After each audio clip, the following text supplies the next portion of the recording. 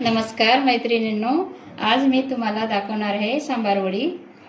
तर हे सांबार माझ्या नंदकडून आणलेला आहे, त्यांच्या शेतामधला। सांबार वडीसाठी लागणार आहे 1 वाटी बेसन, थोडंसं तांदूळाचं पीठ 2 चम्मच, त्याच्यामध्ये थोडीशी हळद, लाल तिखट, चवीपुरतं मीठ आणि 1 चम्मच तीळ।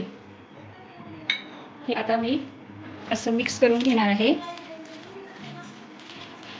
बेसन मिक्स करून झालेलं आहे, याच्यामध्ये थोडं थोडं पाणी टाकून हे आधीचा गोळा बनवून घ्यायचा आहे आपल्याला।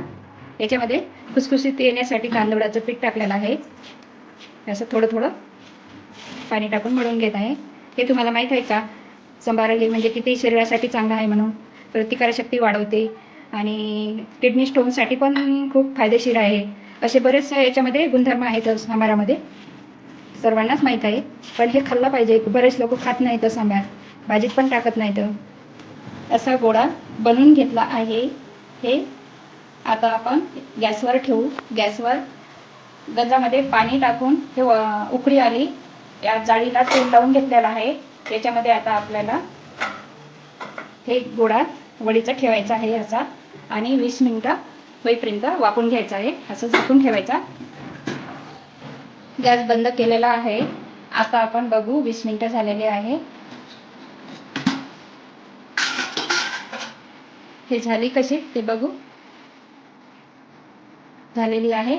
थंड झाल्यावर वड्या पाडून घ्यायच्या। हे थंड झालेलं आहे, आता याचे काप करून घ्यायचे आहे। छान काप करून घेतलेले आहे। आता याला शॅलो फ्राय करून घ्यायचे। पॅन मध्ये तेल टाकत आहे, 2 चमचे तेल टाकलं।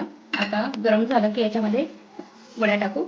झालेला आहे, याच्यामध्ये थोडंसं असं जिरं टाकते, याच्यावरती वड्या टाकून घेते।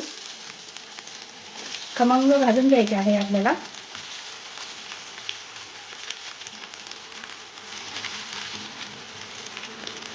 मंद आचेवर एक साइड भाजून झालेली आहे। आता ते दुसरी साइड पण अशी खमंग भाजून घ्यायची। खुसखुशीत छान लागतात, लहान मुलांना तर खूप आवडतात ह्या वड्या।